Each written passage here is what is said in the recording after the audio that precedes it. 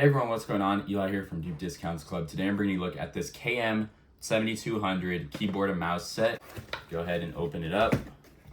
We've got the user manual, Bluetooth, and it also has 2.4G transmission. So you can go ahead and use the little USB thing that's inside the mouse here. Plug that into your computer. As you can see right here, it takes one AA battery, and there's a switch here at the bottom, on and off. Super smooth, feels very nice in the hand, kind of like a magic mouse. Doesn't make too much noise, especially when clicking. The scroll wheel makes a little bit of noise clicking that.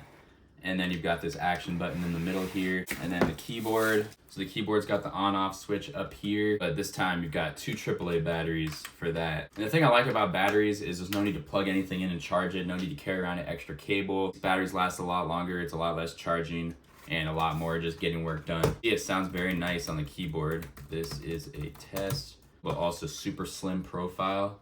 It's got all the keys you need. You got the Bluetooth pairing keys up here. You got the full number pad, which is very important. All the function keys, and of course the arrows right here. So you can use this for gaming. You can use this just for getting work done. Super portable overall, highly recommend it. Thank you for watching.